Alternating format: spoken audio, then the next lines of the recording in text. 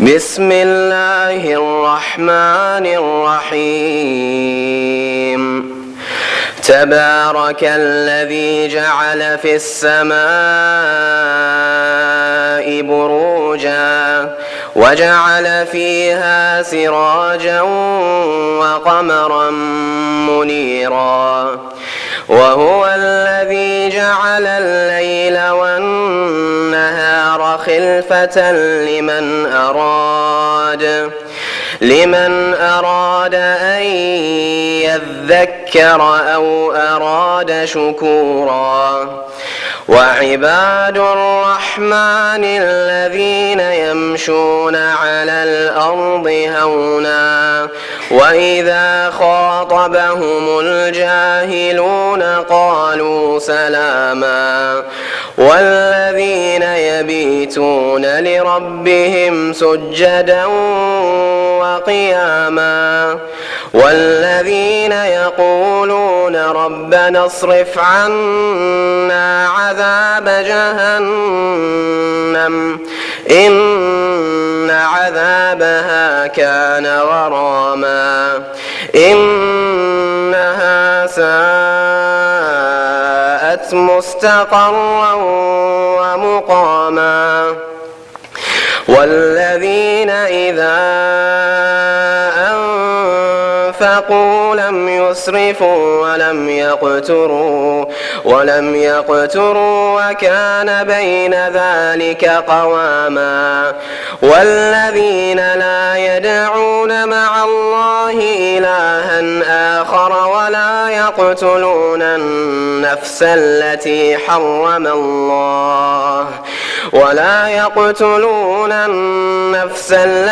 حرم الله إلا بالحق ولا يزنون ومن يفعل ذلك يلقى أثاما يضاعف له العذاب يوم القيامة ويخلد فيه مهانا إلا من تاب وآمن وعمل عملا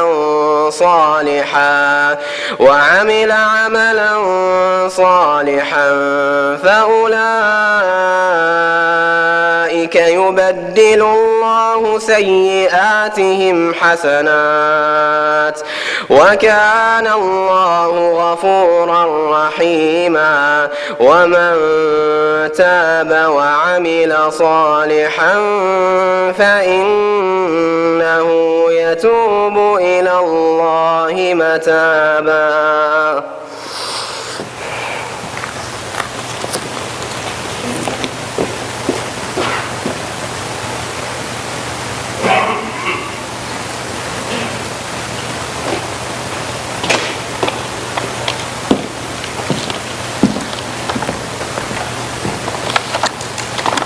بسم الله الرحمن الرحيم.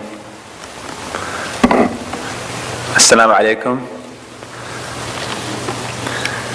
Your Highness, Sheikh Dr. Sultan bin Muhammad Al-Qasimi, member of the Supreme Council of the UAE and ruler of Sharjah, Your Highnesses, Excellencies, Engineer Khalid Al-Falih, President and CEO of Saudi Aramco, distinguished guests, faculty members, proud students, ladies and gentlemen. Good morning and a warm welcome to this auspicious occasion for the launch of the University of Cambridge Middle East Leadership Research Center, an initiative of real value to our understanding of business in the Middle East and teaching of and learning of related subjects, and of course our collective ability to continue creating jobs and prosperity to the youth of our region. It's a particular honor for me to introduce today's event, as it unites two of the finest educational institutions that I have the privilege of being connected with. As chair of the Cambridge University's Judge Business School Alumni Council, and as a member of the Business Advisory Council of the American University of Sharjah, I speak from personal experience when I say that these two centers of excellence have a shared interest in engaging with business and industry at both an international as well as a regional level, and introducing their specific and in many cases unique challenges and opportunities. Indeed, this is the exact purpose of this morning's event, and we express our deep gratitude to His Highness Sheikh Dr. Sultan bin Muhammad Al-Qasimi for his visionary leadership and continued support, which has made today's launch possible. I'd also like to pay tribute to the strength of the ties between the University of Cambridge and the UAE, which has been encouraged and nurtured for many years now by His Highness, including through an MOU for joint research programs with the American University of Sharjah back in 2007. Certainly the links are long and the bonds are strong between the Emirati and British educational sectors. However, the relationship has begun to develop in recent years from one initially based on the exchange of students and faculty to one based on the shared pursuit of knowledge, understanding, and research. As the ancient Chinese proverb goes, tell me and I'll forget, show me and I may remember, but involve me and I will understand. And this is the guiding ethos of the Middle East Leadership Research Center. At a crucial point in our region's history, the center will act as a multi-stakeholder partnership between academia and commerce, with a passion and purpose of identifying challenges and opportunities facing the region from a uniquely regional and local perspective. The ultimate objective is to help improve the ecosystem for sharper entrepreneurs, for stronger businesses, and of course and ultimately for more resilient local economies.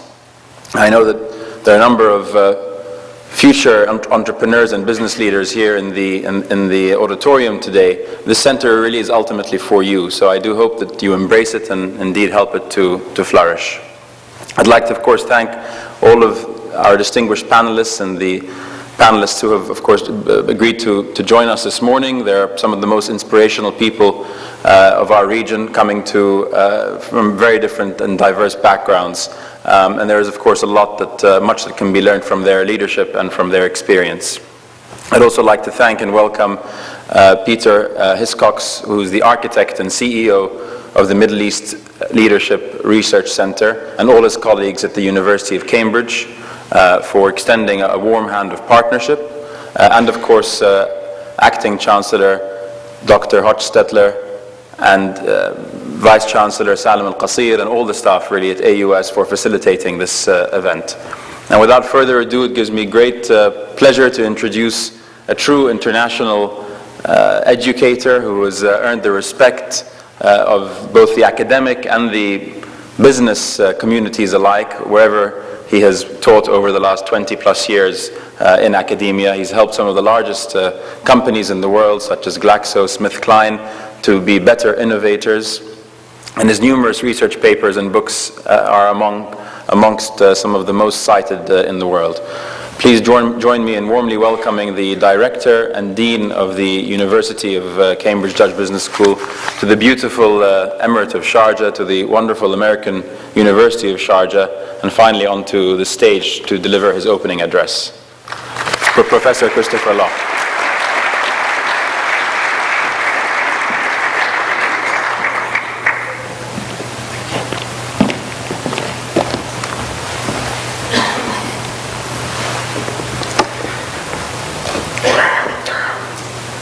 Good morning, Your Highness, Dr. Sheikh Sultan bin Mohammed Al-Qasimi, Your Highnesses, Your Excellencies, and all our distinguished guests, ladies and gentlemen.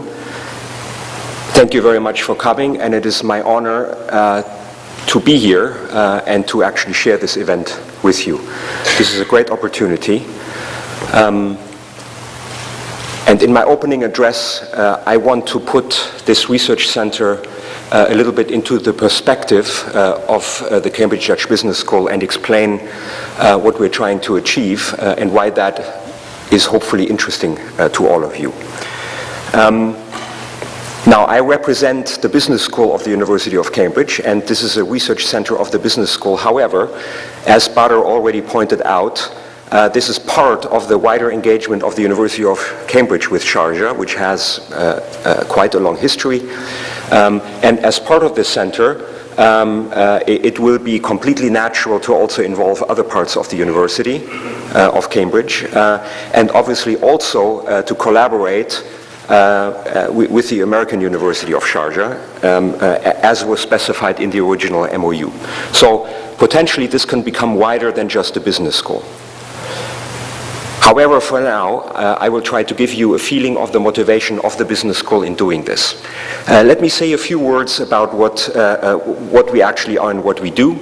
The Cambridge Judge Business School is a global business school that is located in England, but we are educating MBA students, executive MBA students, Master of Philosophy students, as many other business schools do, and they come from all over the world. We also we educate undergraduate students. We have a PhD program, and importantly, for the context of this center, we also have a sizable executive education business.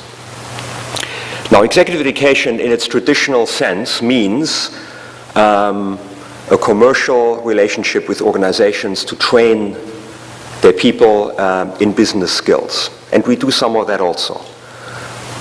However, the emphasis of what we're trying to do in executive education is to engage with organizations, private or public, on problems that they're struggling with that do not have an obvious answer. For some of the problems that businesses have, answers exist from the accumulated body of knowledge in professional business management.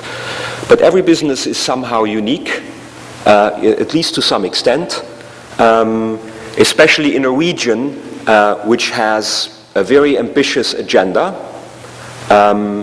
For example, of getting away from an economy which is very much focused on natural resources to a diversified economy where knowledge plays a much bigger role. That is a multi-generational project which is very ambitious and very challenging.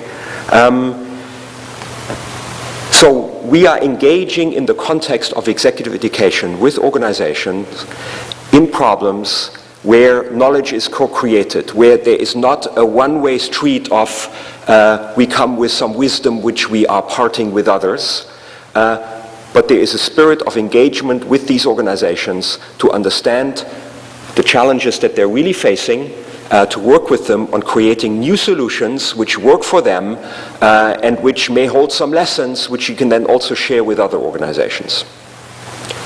I just mentioned very briefly a couple of examples. We are currently working with a natural resources company who is going into a very poor country with a large project, and we're helping them to approach this project in a way that is sustainable in the sense that it involves the local community and builds capacity there as well, rather than doing a large commercial project and then at some point leaving the country unchanged, or changed to the worse in some cases. We are also working, for example, with a financial institution with their chief operating officers in order to help them to cascade their strategy into all of their regional offices in a way that is aligned and that helps the organization to be more effective overall. So these are just a couple of examples that give you the spirit of this engagement with our clients in order to create something new, rather than just show you how things are done at other places in the world. And it is in this context and in this spirit that we are very excited about the chance of starting a center of this nature. This center will be a vehicle for us to engage with local organizations here and to explicitly put resources to elevating what we are finding together with you into some knowledge that then can be shared with others and that can be codified so you can actually use it better yourselves afterwards. And this sense of engagement, that's what that is the building here, and for that we want to show you what the opportunities are. We want to show you who we are, and we want to invite you to enter a discussion in order to explore the possibilities where this may create value on your side. And this will then also create knowledge that we can all use. So in this sense, we are offering the center as an opportunity. We are very excited because we will learn. We believe that there is a chance that this could create value on your side as well. So that's what I wanted to say in order to set the stage. And now we will have the chance in 2 panels and in lots of informal discussions to develop these themes further. And we are really looking forward to your input because we want to set this up in a way that is as useful as possible. Thank you very much. And now we can move into the program of the day.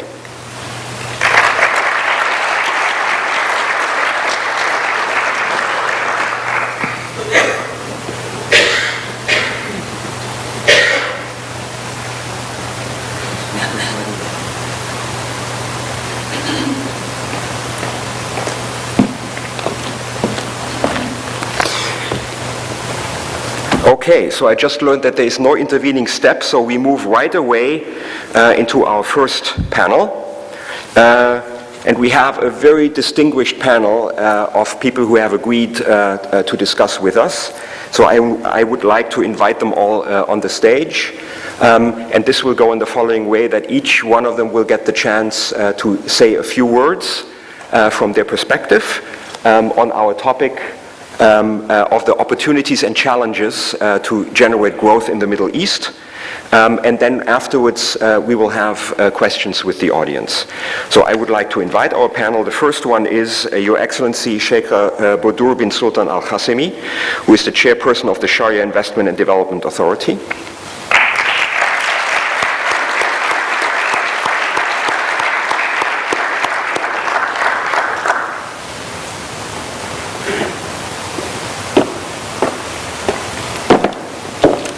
Thank you very much.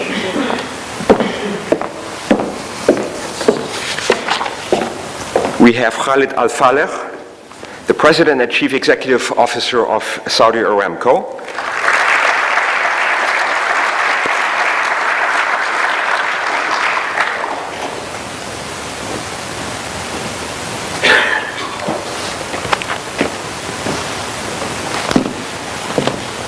Thank you very much.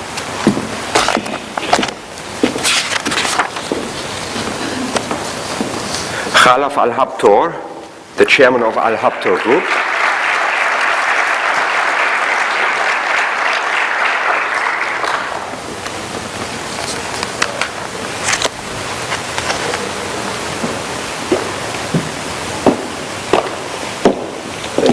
Thank you very much.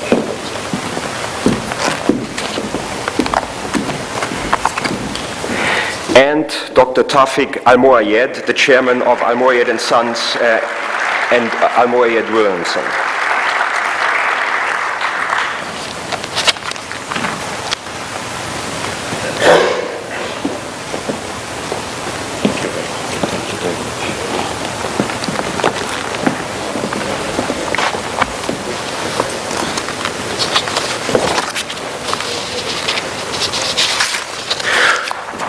So our panelists really don't need an introduction in this context, but for the benefit of our visitors who are not from here, I will just say a few words about all of them. So Sheikh Bodur is, as I said, the chair of the Sharjah Investment and Development Authority. So she is influencing the investment strategy of the country and attracting investors into the country. She has been recently recognized by Forbes Middle East as one of the most influential women in the Arab world in the investment and development sector category. And she has been honored by the Emirates Women Award, and she is really doing a lot for developing the Sharia economy with a soul, and she is doing a lot for developing women in leadership positions in business. Again, Mr. Al-Faleh doesn't need an introduction, but of course we all know that Saudi Aramco is the largest oil company in the world in terms of reserves. He has been the CEO since 2009, a member of the board since 2004. He has an honorary doctorate from the Korea Advanced Institute of Science and Technology, and he is a member of numerous professional societies still, and a well-known advocate of higher education in Saudi Arabia. For example, he's a member of the Board of Trustees of the King Abdullah University, KAUST. Mr. Al-Habtoor is the chairman of the Al-Habtoor Group. So he is one of the best-known businessmen in the country. He actually acts as an unofficial ambassador of the country abroad, and he has also been an entrepreneur for a long time, establishing his own company in 1970 and building it into a large organization. And last not least, Dr. Al-Moayed, the chairman of Al-Moayed & Sons and chairman of Al-Moayed Wilhelmsen, partner, co-investor, and strategic advisor to all kinds of businesses with a senior executive experience in a large number of sectors. For example, he was the founding chairman and managing director of Gulf Petrochemical Industries in Bahrain. So this is a very distinguished senior panel, and we are looking forward to their wisdom in their analysis of the challenges and opportunities in generating growth. I asked all the panelists to speak to this topic for a few minutes from their own viewpoint. And specifically, I expressed a wish that there are lots of opportunities and successes to celebrate, but there are challenges. If there were not, then there wouldn't be a need for a research center. So I have specifically asked them to also share some of the limitations where together we might be able to create some value by creating new knowledge. So again, thank you very much for being willing to contribute to this.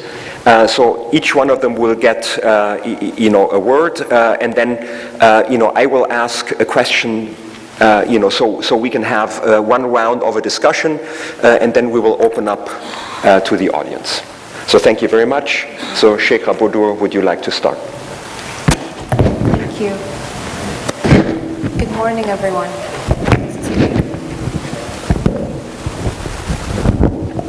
Good morning, everyone. It's a pleasure for me to be here today. Since I've received this invitation, I've been really honored to be chosen to speak here today with my esteemed colleagues. And since I received the invitation, I started thinking about all the different challenges and opportunities that face businesses here in the Middle East. And it got me thinking, and a particular story came to mind that I wanted to share with you today. A friend of mine recently came to me, and she was very, very distraught.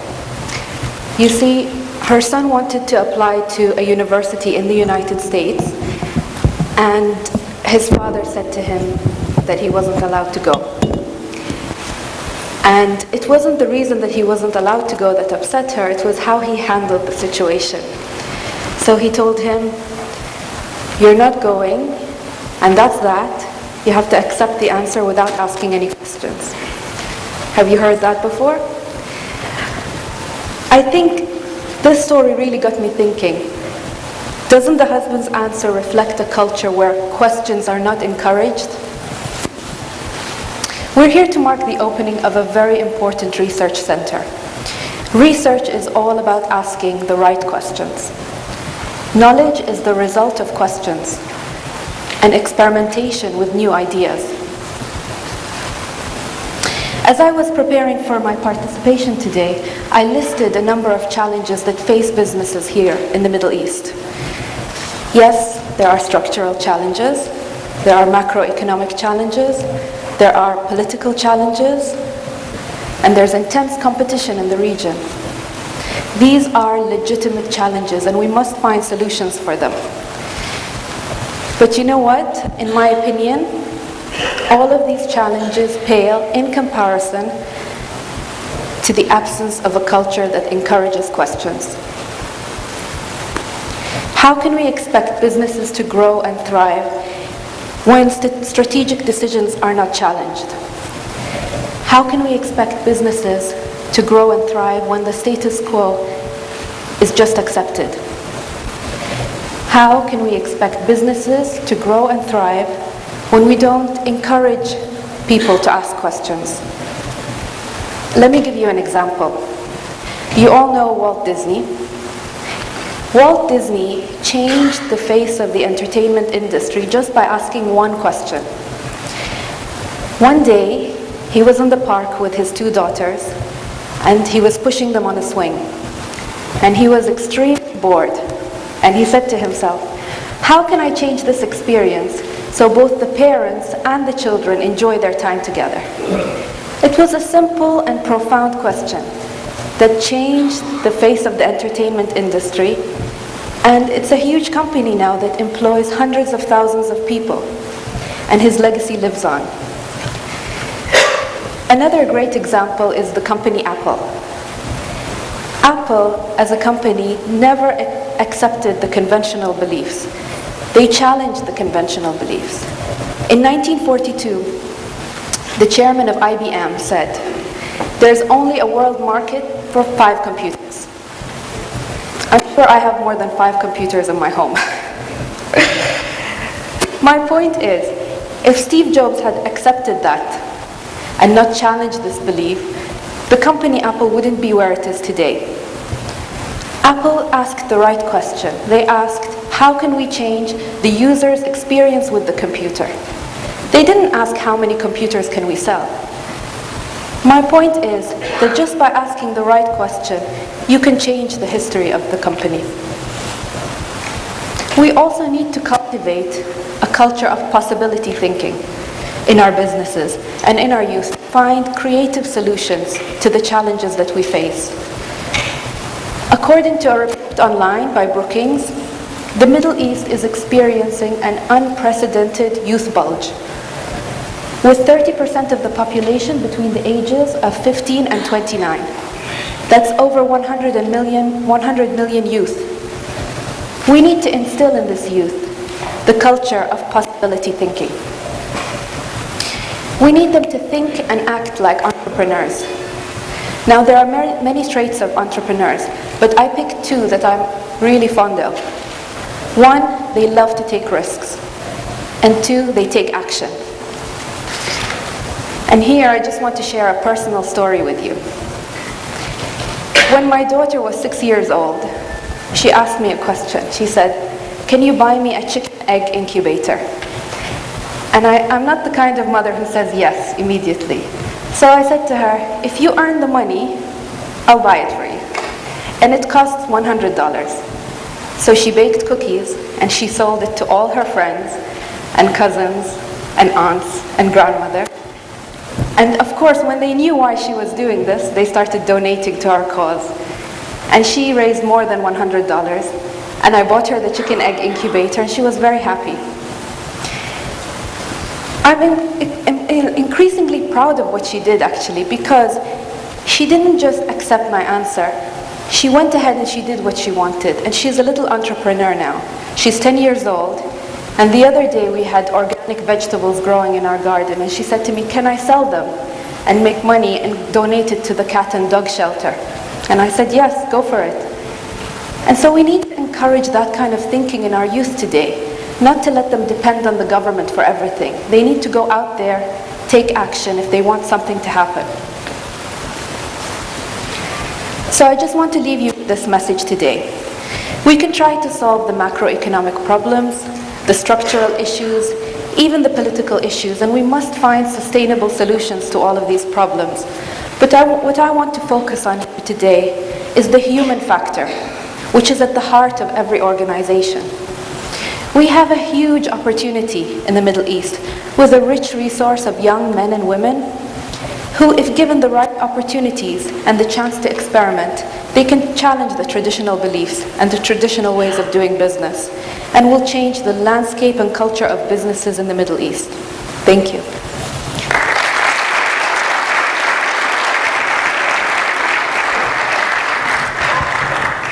Thank you very much, Mr. Al-Khala. بسم الله الرحمن الرحيم. السلام عليكم جميعا. صباح الخير. Good morning, ladies and gentlemen.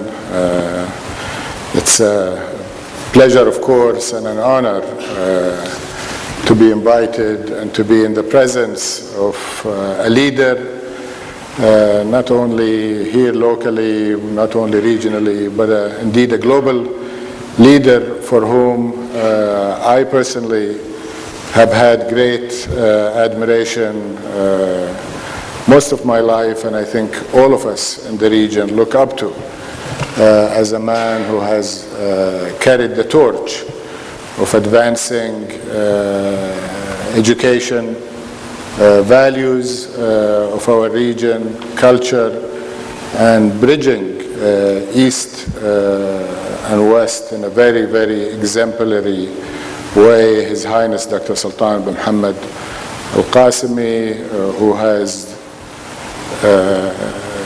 not only dreamt but created, built himself many institutions, and of course the American University of Sharjah is only one example. The university that is hosting us today and the university that is hosting this great program that is being launched today, that will be yet another addition of the many initiatives that will create the mosaic that, in my opinion, will be ultimately the role model of truly balanced development that we all aspire for in the region. And I think in particular of the many things that are happening in our region that is going to create sustainable development, not only for our generation, not only for our children, but for generation to come. The issue of human capital development is the key initiative, and I think we're at the heart of one of the great institutions that are meant to build that. So I just want to start by saying how much we appreciate what Sharjah has done under Sheikh Sultan's leadership and what we hope to do collectively together. And of course, as mentioned by Professor Christoph, we in Aramco and we in the Kingdom are believers in the same objective that Cambridge is dedicated for, that AUS is dedicated for, and that indeed the whole institutional framework with which this emirate is based is leading. Now, moving into the topic of the panel, the challenges and opportunities for development here in the region, I think we can look at the glass, if we want to call it this, and we can focus on the half full or more than half full of the glass here in our region, or the part which still remains to be filled. And I would like first to start by acknowledging the great things that we have at our disposal. The GCC in general is doing extremely well. We are undergoing one of the longest periods of growth and development in multifaceted ways and in many sectors of the economy that we should all feel good about. And it's a combination of governments within the region providing a very good framework for growth of our economy. A big factor of this, of course, is the energy. The business is doing very well. Oil prices have sustained and gas prices have been in a sustained period over the last decade and a half, so to speak, and production from the region is going up, and that is creating a lot of wealth, but it's not sustainable wealth. But it's a foundation on which we can build. There is also good efforts in building other sectors other than oil and gas and energy sector more broadly, which are to be commended, but I don't think, as I will discuss later on, I don't think they are yet mature enough to feel comfortable and relaxed about where the future is going. In other words, our biggest strength in the region, oil and gas, is in a way our biggest weakness, because we are remaining as a region dependent on a single commodity, and that commodity, unfortunately, is going to be depleted. It's not going to be depleted anytime soon, but if we think in terms of generational sustainability of our economies and of our region, I think we have to plan for a world without oil and gas. And again, I think being in Sharjah, one cannot help but reflect on what this emirate has done. This is an emirate that is not by any stretch of the imagination dependent on natural resources or oil. I don't think there is a sector within the economy, Sheikh Abdur was telling me before the panel, not a single sector is more than 20%. So it's highly diversified economy and growing at a very fast pace without dependence on natural resources. And I think we can draw a lot of lessons from what has happened and what is happening in Sharjah as we extrapolate and extend it further in the region. Let me tell you a little bit of what we're doing in Saudi Aramco to try to bridge the gap that I am referring to, from the gap of dependence on oil and gas, where in Saudi Arabia over 80% of government revenues are from hydrocarbon resources. Over 90% of our exports in Saudi Arabia are also from oil, and the remaining 10% are also from oil-related products such as petrochemical. And what we as an oil and gas company want to do is be a catalyst and an instrument of a gradual transformation within the kingdom and ultimately within the region to a world that is not so dependent on petroleum. But for the time being we are, and what we're trying to do first and foremost is maximize the value addition on petroleum. So we're building refineries like nowhere else. We have massive refineries being built on the east coast of the kingdom in Jubail, on the west coast of the kingdom. We're building the world's largest petrochemical plants, not only the largest being built today, but the largest ever built at one time. We have a major project with Dow at $20 billion plus, and we have another two-phase project with Sumitomo Chemical in Rabah on the west coast that is also going to add up to $17-18 billion once it's all completed. What we're doing differently, though, with all of these is add value to them by going downstream and integrating through the value chain. So we are bringing clusters, creating clusters of petrochemical conversion industries around the core investments that Saudi Aramco is doing. And rather than exporting another set of commodities, which are polyethylene, polypropylene, and the like, we're insisting that as much as possible of the products from our manufacturing complexes are off-taken by small and medium companies that in turn convert it to finished products that use plastics and advanced materials as the core for value addition and for creating jobs. Another area that we're doing, which I think is relevant in all of the region, is localizing the oil and gas and the energy sector more broadly. So today, Saudi Aramco, which has been focused on local procurement for decades, unfortunately only buys 30% of the products that are manufactured within the region. 70% are imported. And when you consider that we're spending $20 to $30 billion a year on capital and operating expenses, a lot of it is in materials and services, that is a huge value leakage for the region. So what we want to do is create investment opportunities for local companies, for regional companies, but even for international companies to come and provide those goods and services for us, for our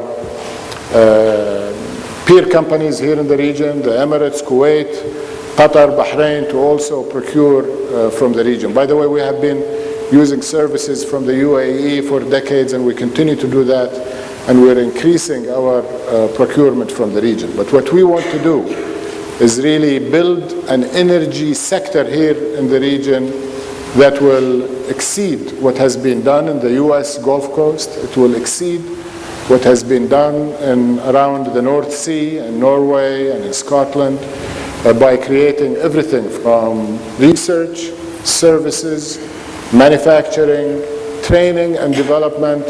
I foresee not a long future, but in the next 5 to 10 years, where emerging hydrocarbon basins in Africa and Central Asia and elsewhere coming to this region to get the expertise, to get the new technologies, to get the services. So we have invited and created clusters, not only of manufacturing locations, but also of research and development locations. And of course, we're working diligently on capital building, human capital building, both at the professional level with universities and in science and technology and engineering, but also on vocational skills to provide the cadre of tens of thousands of workers who will be able to staff rigs and oil platforms and manufacturing facilities initially in the region, but hopefully have that as an exported skill and capability that the region is doing. Of course, capacity building has been mentioned a number of times by Sheikh Abdur, by Professor Christopher, and myself. And when you talk about capacity building, human capital is the key, but also research and development is another component. And I think this is an area where the region is really, really lagging. I'm talking about the empty part of the glass. We almost don't have anything in that category. If you look at IP generated in the region, it's next to nothing compared to the global generation of IP. I think over the last 10 years in the GCC, there is less than 3,000 patent filing from all of the countries of the region. Consider that the top 5 countries are filing over 400,000 patent applications every year, not in 10 years. So I think we have a long way to go. The percentage of GDP that is being spent on research and development in the region is incredibly small, less than 0.5% of GDP. In developed countries, it's 2.5% to 3%. And the higher it is, the more knowledge intensive the economy is, and naturally, the less dependent on natural resources. Another gap that is being bridged, but I think we need to invest more in it, is developing enterprises in the region, both large ones, national champions that have the proper alignment with the interest of the nations and the region within which they work, but more importantly, SMEs, small, medium enterprises, entrepreneurship, which Sheikh Abdur talked about at length, is something that we are focused on. We have our own entrepreneurship center that has trained thousands of aspiring entrepreneurs within the region. We have incubators in some of the universities that the company has created. We have $200 million dedicated to fund these innovative entrepreneurs and create the SMEs of the future. And I think the Judge Business School being here, providing the leadership training, looking for the solutions together with large companies like us, but also looking for specifically tailored solutions to create the SME thriving sector that we all aspire for, will be an area that I hope Cambridge Judge Business School contributes to, together with American University of Sharjah and the institutions that we're participating in at Saudi Aramco. So I'll stop here and maybe take on these issues later on. Thank you very much.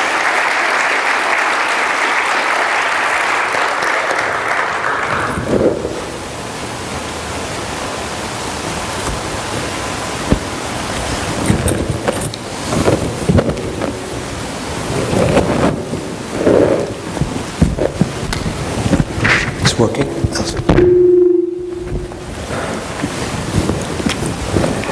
Please, Mr. Al-Habto. Thank you. السلام عليكم ورحمة الله وبركاته. صاحب السمو الشيخ سلطان بن محمد، هذه فرصة طيبة اللي تكون أنت موجود نتحدث فيها مع الجميع. Ladies and gentlemen, thank you. I'm glad and honored to be among you. I want to start, the topic of this meeting is the Middle East growth and challenges. And I want to differentiate the Middle East. I want to say the countries of Arabian Gulf, which we are based on that area. Middle East is in turbulence, a lot of country, and I don't know how long it will take them. Therefore, I didn't think we have to touch anything regarding the Middle East and their economy because they don't have any growth and they have always negative growth. Let us talk about the country of Arabian Gulf, which is, they call them the GCC. United Arab Emirates, I consider, is the safe haven of the world. Safe haven of the world whereby everybody in the world coming here,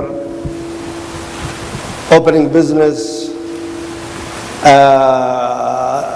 retirement, moving their headquarters from everywhere, whether it is in Asia or Europe, to this country.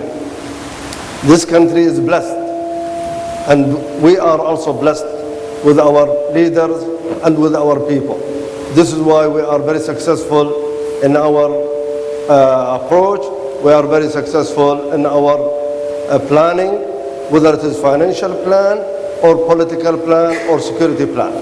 Therefore, we have to be very careful in taking care of our country. Our country is the jewel of the area. The jewel plus definitely the country of Arabian Gulf is part, and we are one country with them, and we cannot forget. But we need everybody from the country of Arabian Gulf also to be their speed should be faster than their slow growth in their countries. I wish all the best for them and to grow faster than now.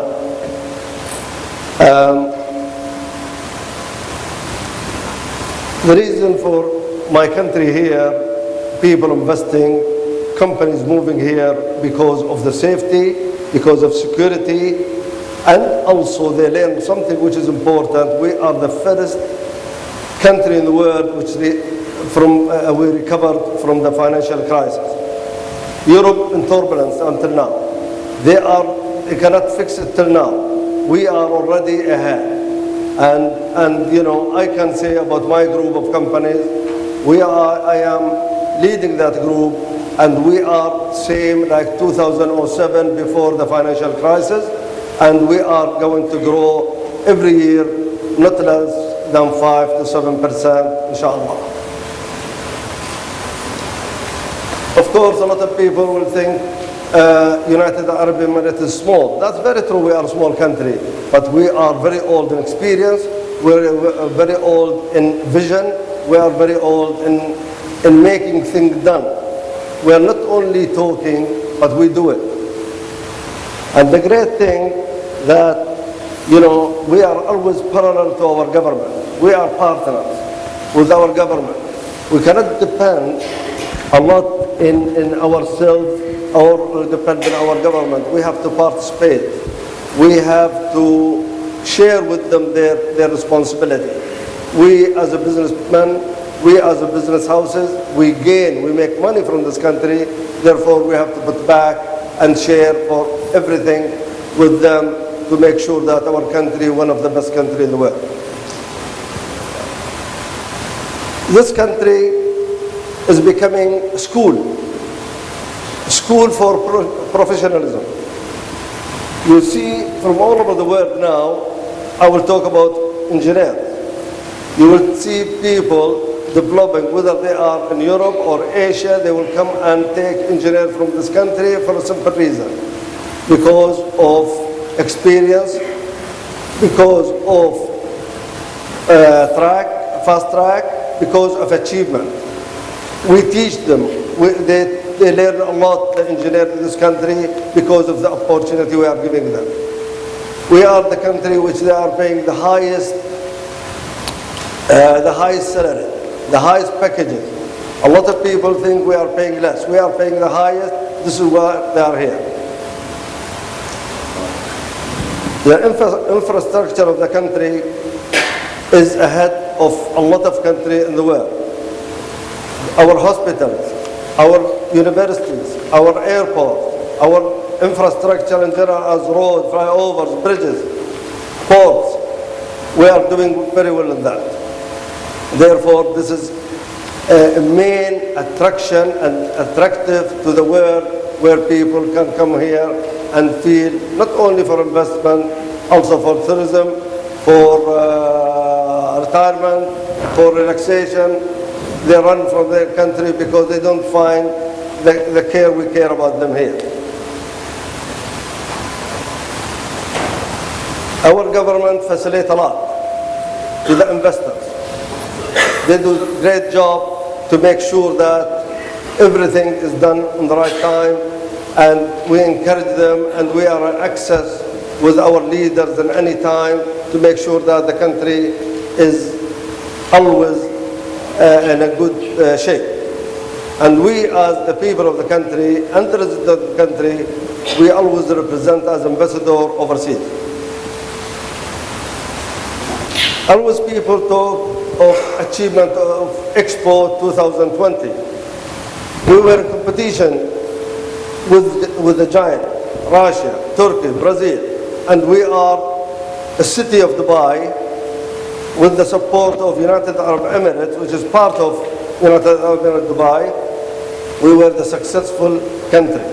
But always I said in many occasions that the Expo is a bonus to our growth. Our growth is going to continue for a long, long time, for us and for our children and our grandchildren. But we have to be very careful. We have to look after that and make sure it is secure, and we are the bodyguard and the guard of every growth of this country and security of this country. Maybe I talked a lot about my country because I love my country. The challenges, I cannot see a lot of challenges in my country. The only one challenge is human capital. The most difficult in the world now to find the right person, to find the right manager, financial manager, or project director on construction site, or chief engineer, or mechanical engineer. We need to train them. We have a lot of people from our country, our children, our daughters, our sons. We have to trim them. We have to polish them for the future. Otherwise, this is the only, and I consider this is a major challenge if we don't find the right people for future. Because the footpath is there, the road is there, the money is there, everything is there, but only the people we need, even from overseas, is very difficult. If you go to Europe now, or the States, or Asia, it will be very difficult for you to choose the right person. Thank you very much.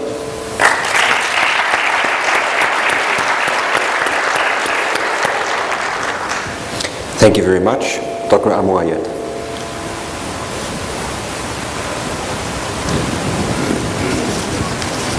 Your Highness, Your Excellencies, Mr. Chairman, distinguished guests, ladies and gentlemen.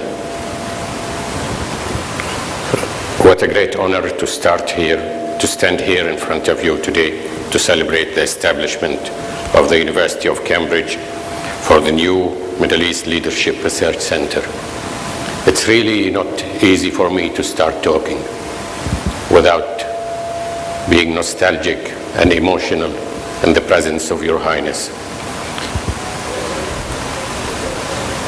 I've started my first few years listening to my father, always telling us about the young sheikh that came to his office to borrow a book.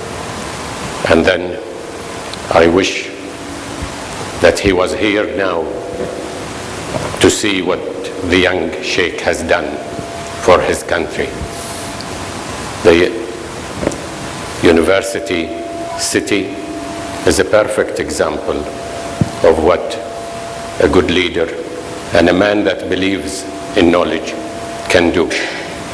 And today's event is only a continuation of a path that's very clearly defined by your leadership. Your Highness, it's a great honor to be here, standing and talking in front of you. I do not know if you are aware that almost every government in the GCC and also in the Middle East at large has declared that the next assignment for the leadership of the economy will be delegated to the private sector, with the governments playing the role of the regulator only.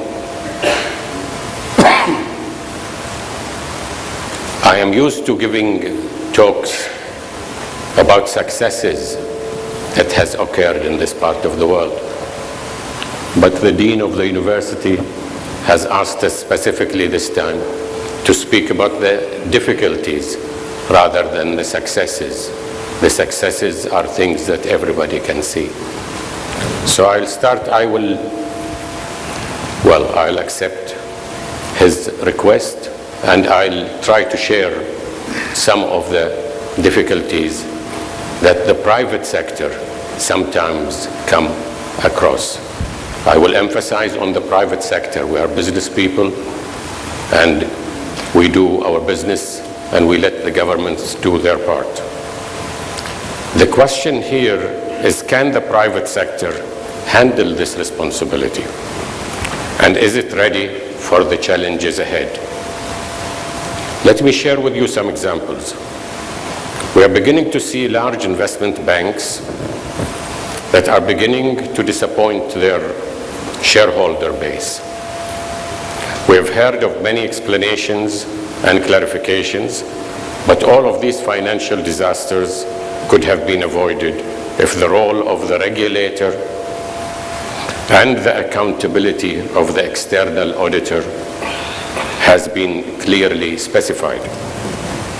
So the moral of the story is, until such time when the regulator begins to regulate and the external auditor stops rubber stamping accounts, our new research center will have no problem keeping busy.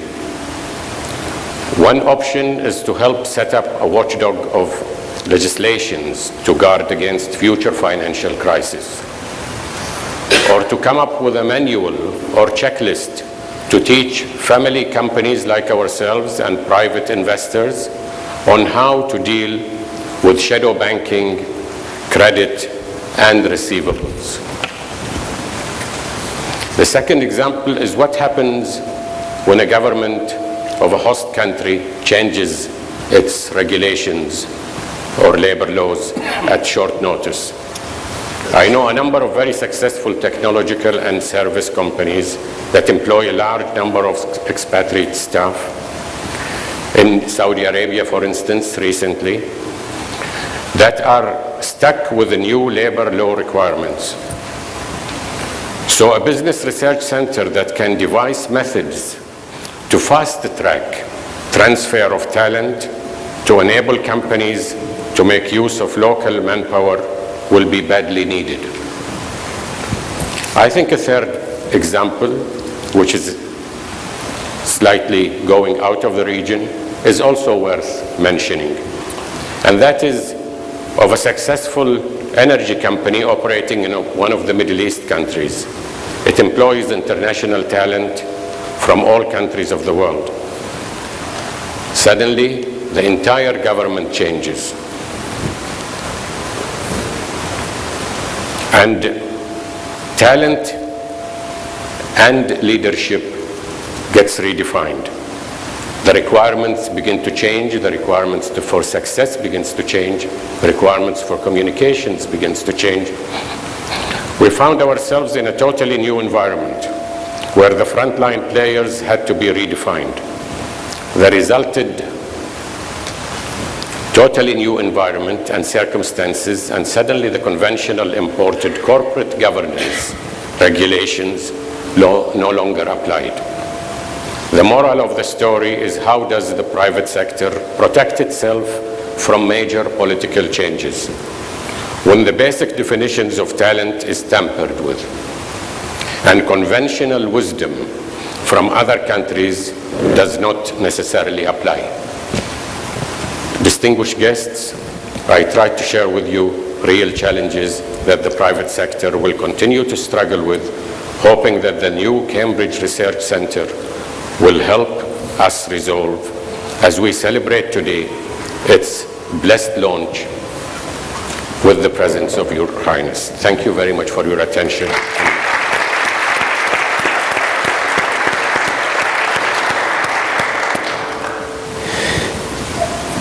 Thank you very much to all four of you. Thank you for sharing your insights. If you allow me, I would like to ask one question to the panelists before we open to the audience.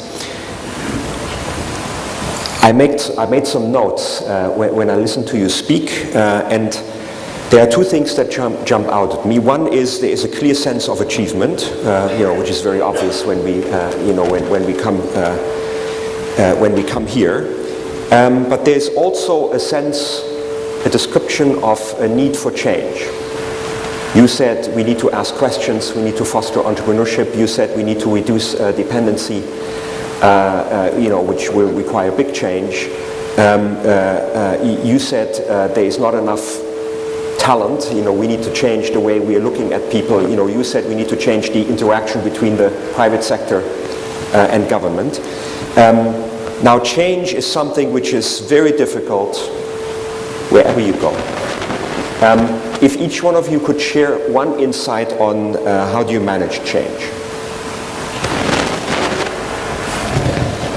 Okay, I'll start then. Just, what is you are experienced leaders, what is your reaction to, how do you manage change?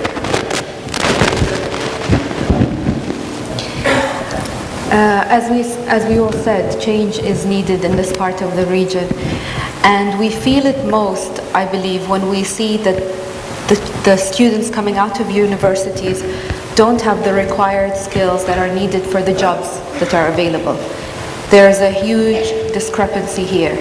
And I believe that we need to go back to basics, and we need to go back to the beginning to find out why that is the way it is.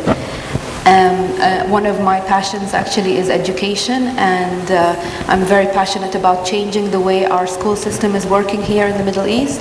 We have been brought up in a very traditional way of thinking and rote learning, and unfortunately this has not changed in the past decade.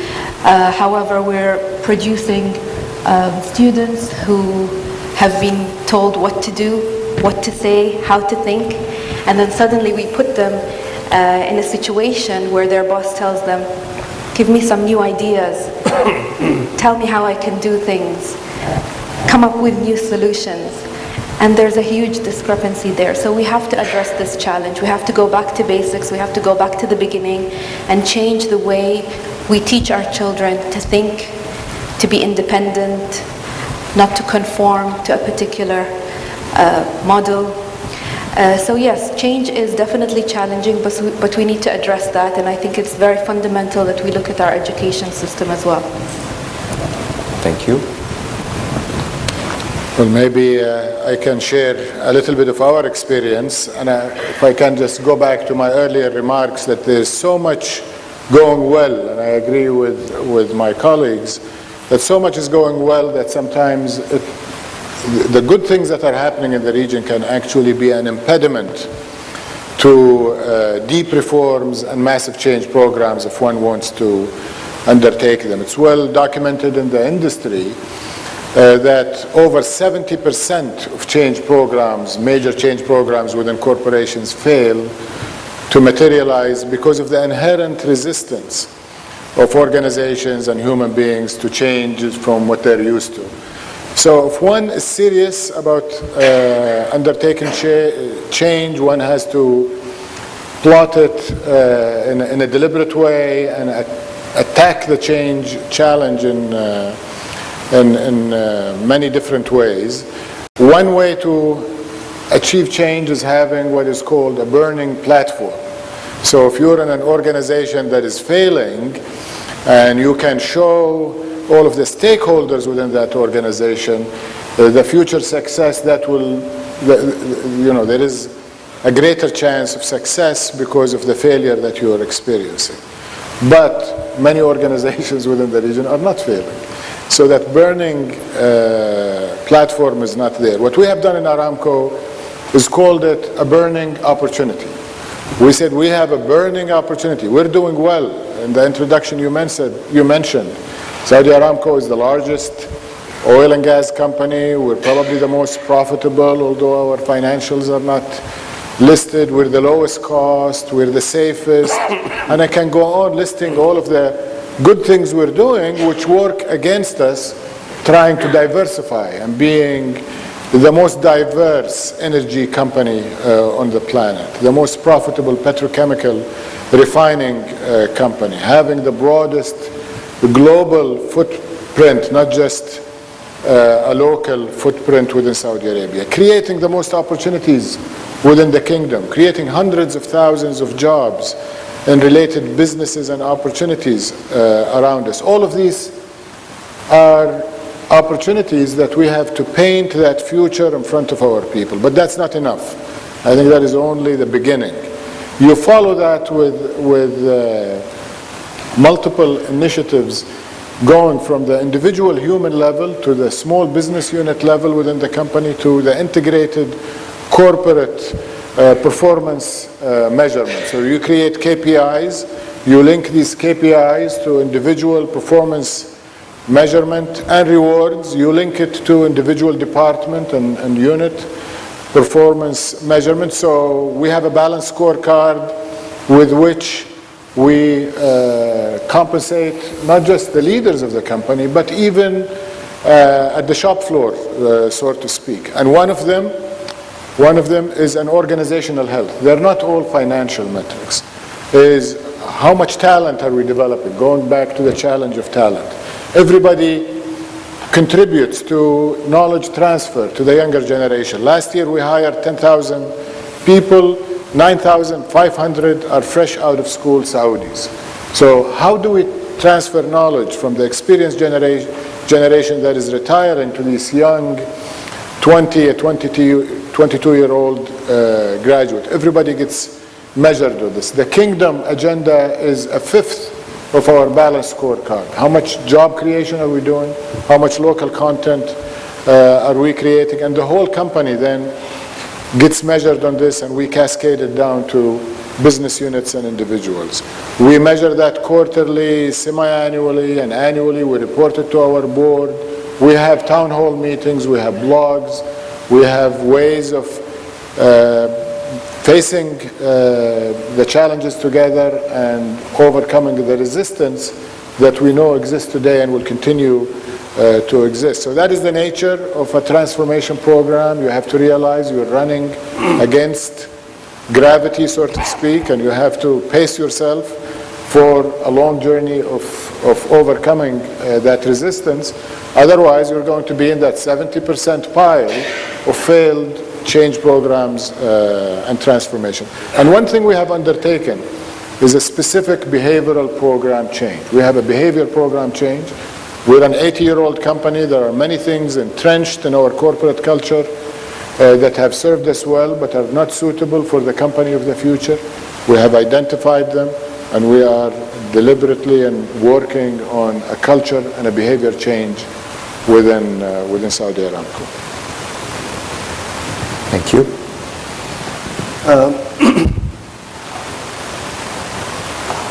the most difficult thing in life is the decision.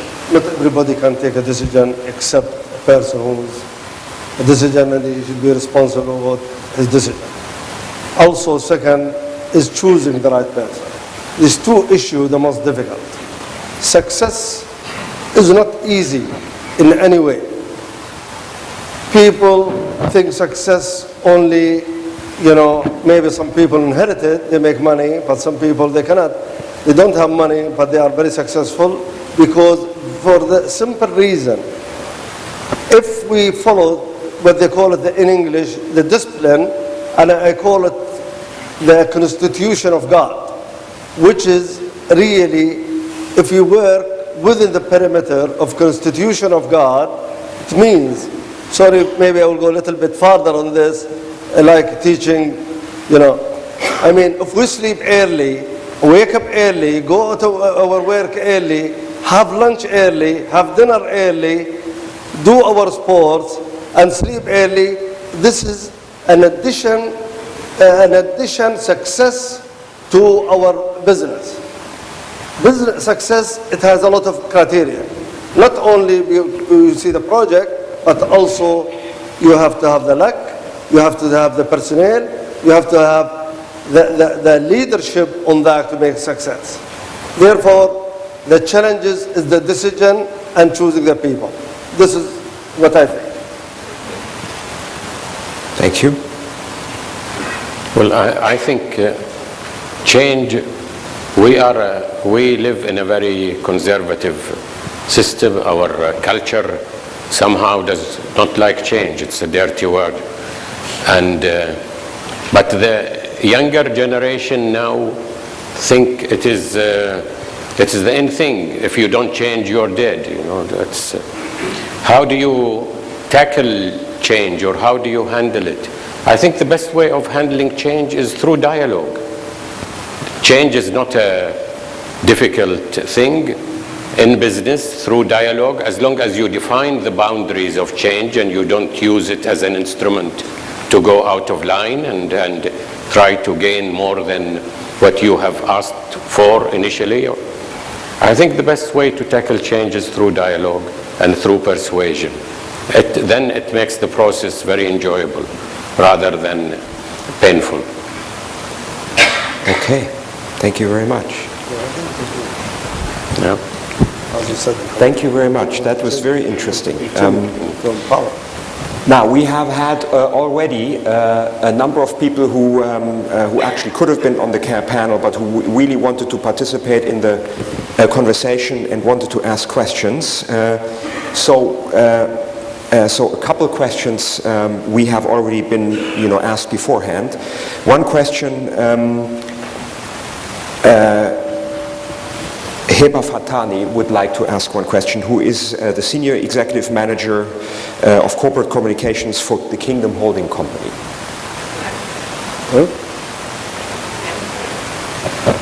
Where are you? There, yes, please. Hello, thank you. I really enjoyed the panel, and I had a question in mind, and I was not sure who I wanted to direct that question towards, but actually everyone on the panel has helped me frame this question. So Kingdom Holding Company is a company that strives to incorporate women in senior positions. It makes us a smarter company, because for so many reasons, the synergy between both genders just gets remarkable results. And also we are looked upon favorably by global companies that realize that we have reached this decision because it makes absolute sense. And they look at us as equals. Now, the reason I would like to ask is, how far are we from, in the Middle East, are we emulating the successful incorporation of women in senior positions? And what are the governments and GCC organizations, private sector doing to incorporate the successful model? I just want to pinpoint that Sheikha Budur said that we have to ask the right questions. And she also said that we have to change the status quo if the change is warranted. Mr. Al-Falih, Saudi Aramco has been spearheading women empowerment in Aramco, so we're actually emulating them. And Mr. Habtour said that it is a model, Emirates is a model to take note of. And the human capital is a very important thing. And Mr. Muayyad also said that we have to deal with problems as they occur. I would not see it as a problem. I would see it as adapting to change, such as the labor law in Saudi Arabia. So incorporating half the society and avoiding them becoming idle is pivotal. So anyone on this esteemed panel can really answer this question, because you really touched base on every single point. Thank you. So not everybody has to answer, right? But is there anybody who would like to make comment to this? Well, Yes? maybe since we're from the same country, I can just put it also from our perspective. It is a challenge in the region in general, and maybe Saudi Arabia is the most challenged given traditions and norms within our society. And I think we have to be realistic. You are right in that Saudi Aramco is probably on the lead in terms of women in the workforce and their roles, but we're also very realistic. We, I think, share the global frustration with the irony that we have high unemployment globally, yet everybody is complaining about talent shortages, that one of the major constraints from many companies achieving their objectives is having access to the right qualifications, people with the right drive, the right academic, and the right work ethics. Our experience is that women can go a long way into bridging this dilemma. They are productive, they are loyal. We know from our own university-sponsored employees, the scholarships that we sponsor, that women generally edge men, girls edge boys in terms of academic, and actually their performance on the job is also, their performance ratings tend to be high. However, within the region, within our culture, I think it's going to take more than a generation for women to gain an equal footing. There are many jobs in oil and gas that will not be practical nor advisable. We're not going to send women offshore on drilling rigs. We're not going to have them doing manual jobs, anytime soon. So we're going to have focused career opportunities today. One of the executives reporting direct to me is a lady, and she's doing extremely well. She sits on some of our affiliate boards. She sits on the government's GOSI board. She just got appointed for the social insurance. One of our general managers in project management is a lady, and we have many other managers at lower level. We have a focused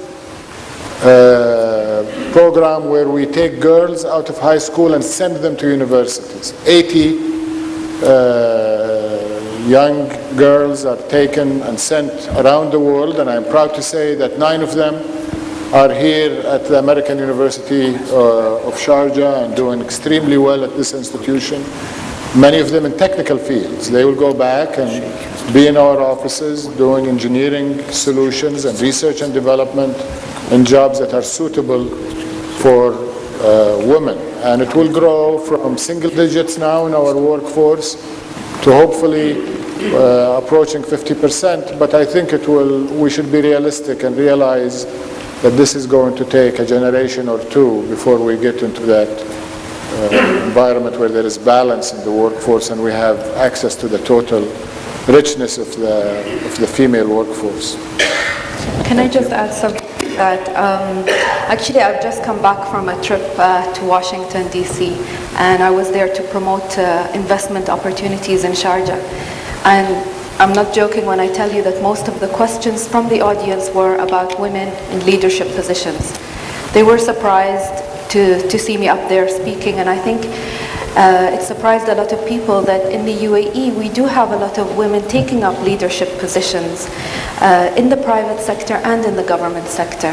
And this has been the case for a long time now. The first school opened for girls in Sharjah in 1942. It was the first school for girls in the UAE. And Sharjah has been a strong advocate of promoting women's education and empowering women in the workforce. And I work tirelessly as well to make sure that we have the rights of women protected in the workforce, including maternity leave and certain other benefits that are required when you have 70% of the government employees being women here in Sharjah and in the UAE. So it's a huge number. I believe that we're doing a lot. In the university itself, you see the number of girls going into education is quite high. So in the UAE, I believe the case is different. We've achieved a lot in that sector, and the country has been supporting women in various sectors of the economic development of the region. Thank you. Okay. So thank you very much. I think there is still some energy for more questions. However, I was just given a signal that we need to wrap up. And so I would like to thank very much our panelists for their contributions. We will take a break now, and I would like to encourage the audience, to approach us and continue the dialogue informally. So thank you very much to everybody, and especially to our panelists.